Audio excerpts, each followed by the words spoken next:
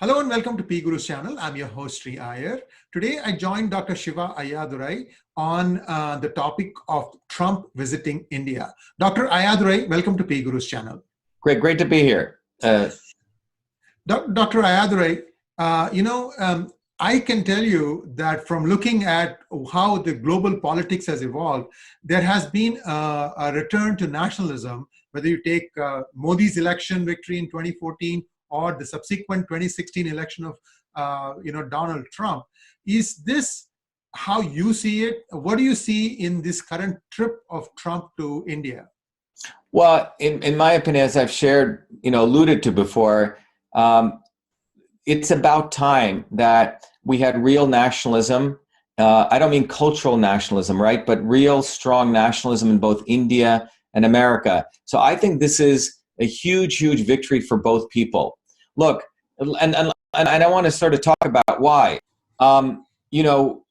There's a thing called cultural nationalism, right?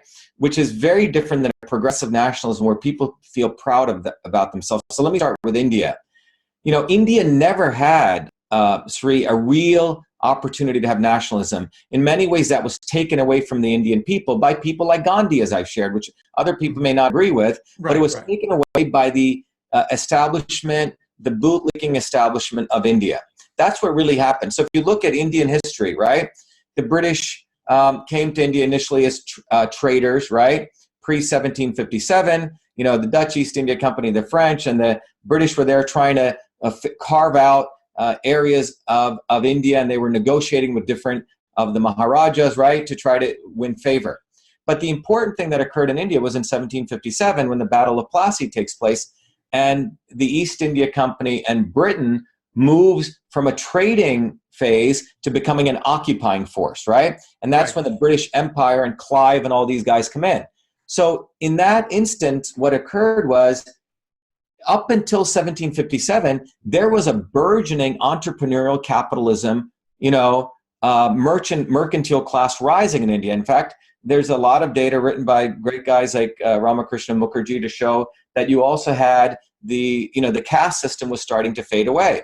Right. And what the British did, which most Indians may not know, is after the Battle of Plassey, they actually reinstantiated the Indian caste system. In many ways, it was put back and forced by the British so they could control people. But the critical thing that occurred at that point was that you had the British getting very clever. Instead of imposing British law in India, they imposed pre-8th century Indian draconian law, and that was a creation of the Indian bureaucracy, right? The British were very clever. Instead of imposing, white men controlling the Indians, they actually found sellout Indians, right? Gave them a little more esteem so that infrastructure could control the Indian people. So between 1757 up until 1947, what you really see is a growth of that administrative service, which was really used to oppress the Indian people. In the 1920s, when we look at India, there was a burgeoning nationalist movement in India. It had all different flavors, but that movement was bottoms up. And it was basically saying, look, why don't we have a revolution, a good bloody revolution, a militant one, like the Americans did, and kick out these guys? They've been exploiting our country for 200, 300 years.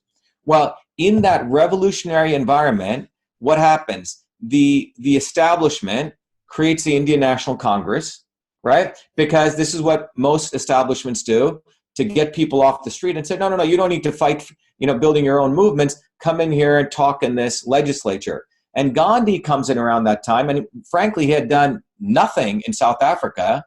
He was a failure there. He was, if anything, not helping the poor blacks or the poor Hindus. He was really helping the wealthy traders in the Transvaal region, and he failed miserably. And he comes in and essentially is used by the establishment.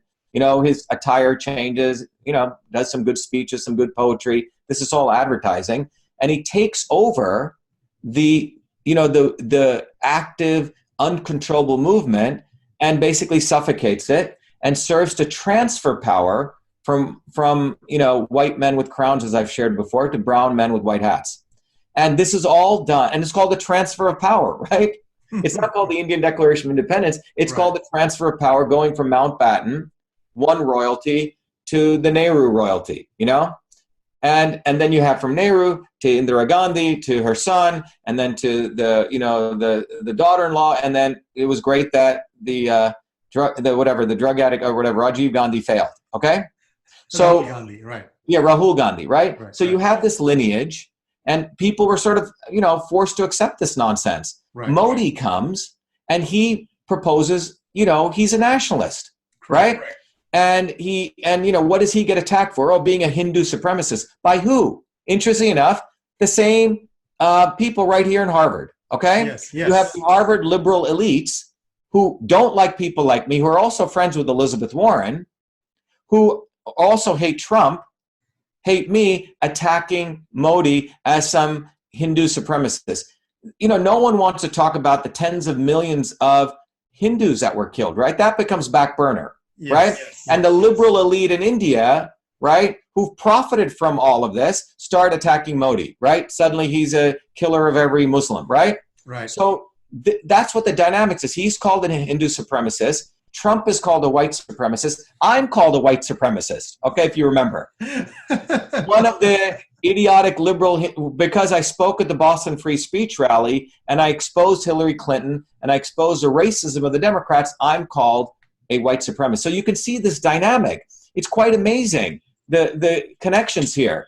So, but what's really important to remember is, even today, it's a very interesting psychology. When Indians see each other in America, until more recently, if an Indian passed another Indian, they look the other way. It's like they don't want to accept themselves because Indians were beaten down by the Gandhian nonviolent nonsense, okay?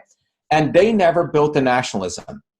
And what Modi's doing, whether people recognize this or not, but I see it, like night and day, he is building a much needed Indian nationalism, okay, that never has really existed in India until what he's brought to it. And what Trump has done in the United States is the same thing. It was, the global capitalism, the liberal elite, multiracial liberal elite in the United States had no regard for nationalism. In fact, they were fine with outsourcing everything to China, giving all the manufacturing jobs to China. In fact, letting Chinese own large parts of the United States, right? There was no sense of, wait a minute, even India land laws, right? Don't let everyone come in and own everything, right? Right. But the global U.S. liberal elite capitalists, right, really didn't have a regard for that. What Trump said was, wait a minute, this is unfair trading that's taken place. And he reinstantiated at least some sense of fair nationalism. So you have two nationalists right now who are coming together. And for years, since Indira Gandhi times, right, since Nixon times, the deep state of the United States, I always wondered, wait a minute, India's, you could talk about not a perfect democracy, but America is a democracy, right? At least say, why aren't these two countries ever together? And because a deep state in the United States and the deep state in India kept these two natural partners apart. So, Shivaratri, I think Shivaratri was last Friday? Yes. So I consider this pretty cool, man. I think it's going to be historic because the concept of Trumpers, working class people in the United States who I grew up, who never were racist towards me. They may have called me stupid names. I never thought that of racism, that was more ignorance. But the real racism are the liberal elites right here, right down the street. Okay, and there are multilateral liberal elites. When I was distributing cards calling Elizabeth Warren a racist, right, the fake Indian, real Indian, they were the ones who were upset. The white working class whites who voted first were not.